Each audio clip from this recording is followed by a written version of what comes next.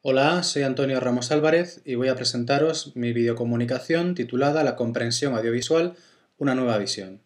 La ponencia está dividida en tres partes.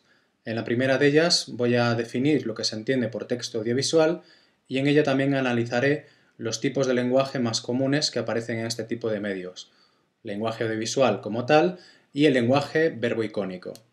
En segundo lugar, voy a centrarme en la comprensión audiovisual tal y como la presenta el Marco Común Europeo de Referencia y ejemplificaré algunas de las tareas de comprensión global y selectiva que más nos pueden servir para llevar al aula. Y por último, me centraré sobre todo en un aspecto que me parece fundamental para poder trabajar con textos audiovisuales, especialmente si estos son auténticos, que es el del desarrollo de estrategias de aprendizaje para mejorar la comprensión audiovisual. El lenguaje audiovisual se distingue de otras formas de comunicación por transmitirse mediante un doble canal sensorial que mezcla la imagen, normalmente en movimiento, con una banda sonora. Esta combinación simultánea de imagen y sonido es la manera más natural de percibir la realidad y de expresarnos en ella, pues a este fin rara vez utilizamos únicamente el canal auditivo sin que también entre en juego el canal visual. De hecho, son francamente muy escasas las muestras de actividades comunicativas de comprensión e interacción oral propiamente dichas. Así, escuchar la radio, avisos magnetofónicos o canciones e interactuar mediante llamadas telefónicas convencionales son actividades cotidianas que están dando paso a otras en las que se cuelan cada vez más imágenes, vídeos y apoyos visuales en definitiva para complementar el mensaje transmitido por el canal auditivo. Prueba de ello son las videoconferencias a través de Internet o de la telefonía móvil de última generación, los videoclips musicales o los avisos y anuncios multimedia en pantallas gigantescas que nos encontramos en nuestro día a día. Sin ir más lejos, en el ámbito educativo, cuando damos una conferencia ante un público numeroso o a través de Internet, como es este caso, además de cuidar nuestra prosodia, solemos acompañar nuestro discurso de una serie de movimientos gestuales y expresiones faciales que, por un lado, ayudan a captar o intentan captar la atención de los oyentes, pero sobre todo aportan una información adicional al lenguaje estrictamente verbal. En este sentido, conviene no confundir el lenguaje audiovisual con el denominado lenguaje verboicónico. Este último es el que combina la imagen, en movimiento o no, con el lenguaje verbal.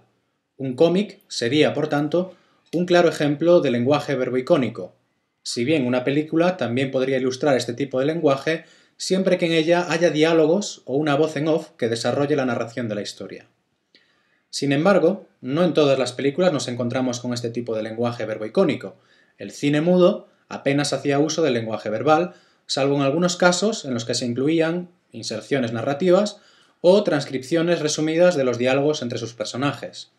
Del mismo modo, son muchas las películas experimentales que carecen de personajes, de diálogos o incluso de la voz en off, por lo que su peso narrativo recae básicamente en la carga significativa y connotativa de las imágenes y de la música o la banda sonora que las acompaña. De lo dicho anteriormente, se puede sacar la conclusión de que todo texto verboicónico es intrínsecamente audiovisual, pero no viceversa.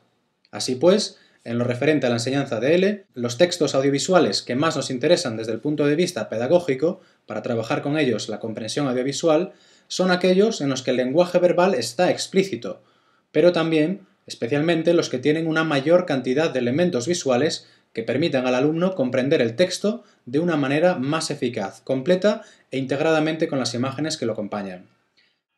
A continuación, hago una enumeración de algunos de los elementos y códigos propios del texto audiovisual.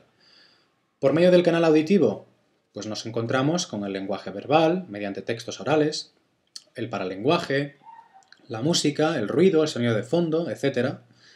Por medio del canal visual, nos encontramos con la imagen, con el lenguaje no verbal, además del verbal, obviamente mediante textos escritos. También nos encontramos, por medio de este canal visual, muchos signos, símbolos, iconos, etc.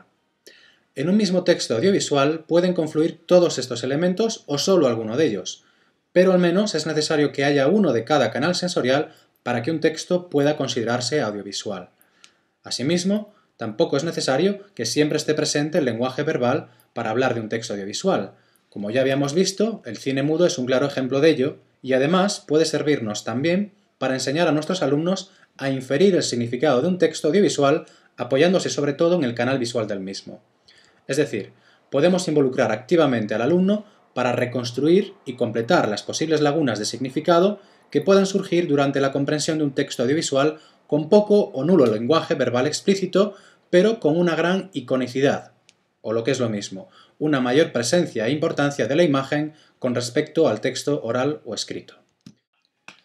Para poder ilustrar mejor qué tipo de textos audiovisuales son los más apropiados para trabajar la comprensión audiovisual en clase, he seleccionado un fragmento muy cortito, de apenas unos 30 segundos, de una escena de la película española Tapas.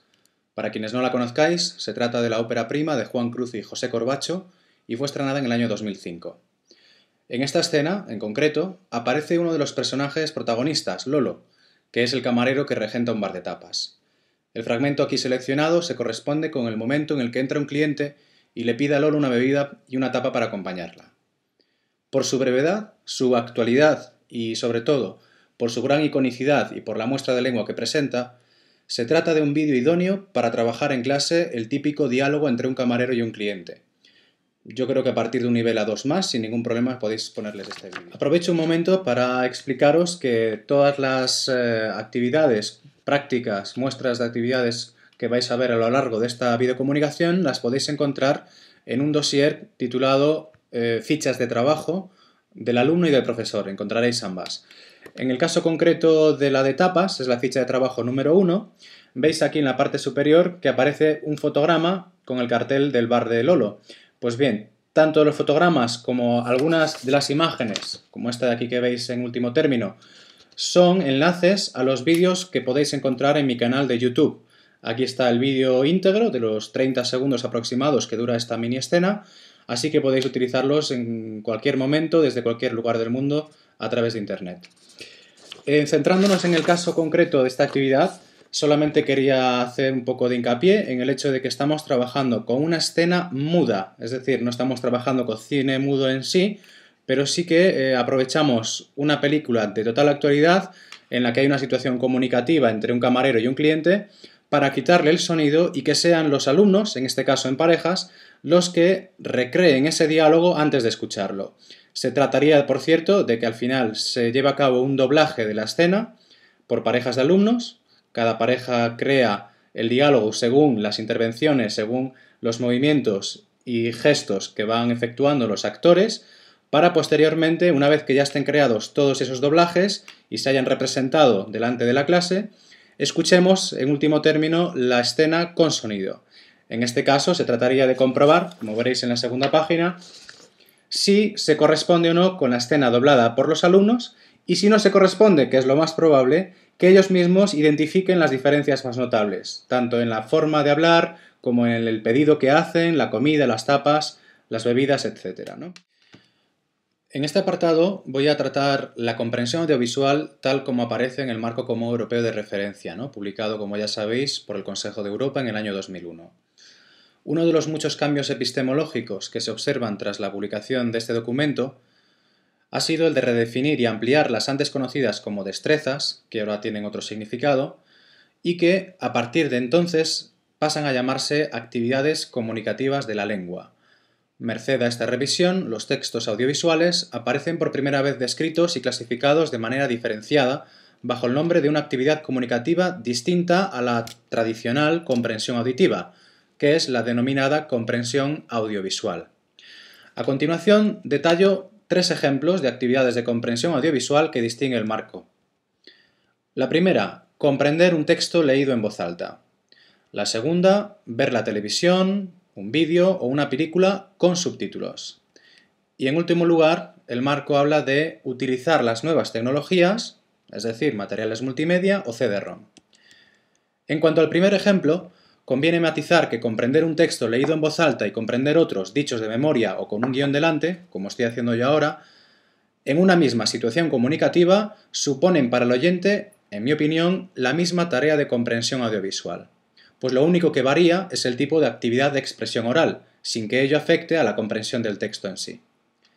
Sí estoy de acuerdo, en todo caso, con que se trata de una actividad de comprensión audiovisual, pues, como ya dije antes, el lenguaje no verbal de alguien que está haciendo una lectura de un texto delante de un público añade información y ayuda a la comprensión del mismo. Por su parte, la televisión y el cine parecen ser los medios de comunicación más recurrentes como actividades de comprensión en el marco. De hecho, también se citan como ejemplos de actividades de comprensión auditiva. Dice el marco, escuchar medios de comunicación, entre paréntesis, radio, televisión, grabación, cine. Se distinguen así dos maneras de comprender la televisión y el cine distintas, pues ciertamente no es lo mismo escuchar las noticias que emite un televisor en el salón de una casa mientras alguien está cocinando algo en la cocina, que sentarse a 2 metros de él para ver la final del Mundial de Fútbol en la que juega España.